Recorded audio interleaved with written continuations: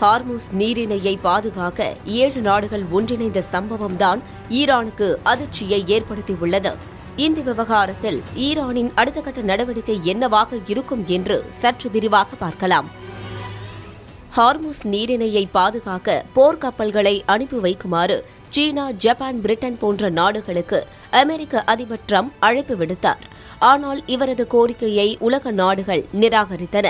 இதனைத் தொடர்ந்து உலகளாவிய எரிசக்தி போக்குவரத்தின் மிக முக்கியமான பாதையான ஹார்முஸ் நீரிணையில் நிலவும் பதற்றமான சூழல் குறித்து அமெரிக்க அதிபர் டிரம்ப் தனது அதிரடியான நிலைப்பாட்டை தெரிவித்திருந்தார். உலக நாடுகளுக்கு தேவைப்படும் கச்சா எண்ணெய் போக்குவரத்தில் பெரும்பகுதி ஹார்முஸ் நீரிணை வழியாகவே நடைபெறுகிறது. இந்த பாதையில் ஏற்படும் எந்தவொரு தடையும் உலக பொருளாதாரத்தை பாதிக்கும் என்பதால் அதை பாதுகாப்பதில் அமெரிக்கா உறுதியாக இருப்பதாக அவர் குறிப்பிட்டிருந்தார். இந்த நிலையில்தான் ஹார்முஸ் நீரிணை வழியாக கப்பல்கள் பாதுகாப்பாக பயணிப்பதை உறுதி செய்வதற்கான நடவடிக்கைகளுக்கு பங்களிக்க தயார் என Britain, Germany, Italy, Netherlands, Japan, Canada ஆகிய 7 நாடுகள் தெரிவித்துள்ளன.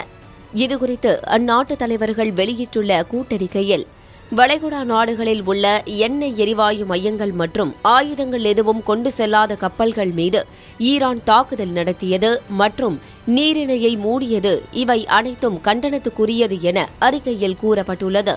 அது மட்டுமின்றி ஹார்முஸ் நீரிணையை கடக்கும் கப்பல்களின் பயணத்தை தடுக்கும் வகையில் கடலுக்கடியில் கன்னிவெடி வைப்பது, ட்ரோன் மற்றும் ஏவுகணை தாக்குதல் நடத்துவது இதுபோன்ற நடவடிக்கைகளை ஈரான் உடனடியாக கைவிட்டு ஐநாவின் பாதுகாப்பு தீர்மானம் 2817 ஈரான் பின்பற்ற வேண்டும் என கூறப்பட்டுள்ளது. அதே சமயம் சுதந்திரமான கப்பல் போக்குவரத்து என்பது சர்வதேச சட்டத்தின் அடிப்படை கொள்கையாகும்.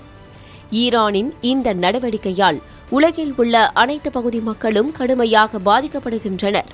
எனவே ஹார்முஸ் நீரிணை வழியாக செல்லும் கப்பல்கள் பாதுகாப்பாக பயணிப்பதை உறுதி செய்வதற்கான நடவடிக்கைகளுக்கு நாங்கள் பங்களிக்க தயாராக உள்ளோம் என கூட்டறிக்கையில் கூறப்பட்டுள்ளது. இந்த கூட்டறிக்கை ஈரானுக்கு பெரும் அதிர்ச்சியை ஏற்படுத்தியுள்ளது. இந்த கூட்டறிக்கையை தொடர்ந்து ஈரான் தனது தாக்குதலை தீவிரப்படுத்துமா அல்லது ஹார்முஸ் நீரிணையை திறந்துவிடுமா என்பது இனிவரும் நாட்களில்தான் தெரியவரும்.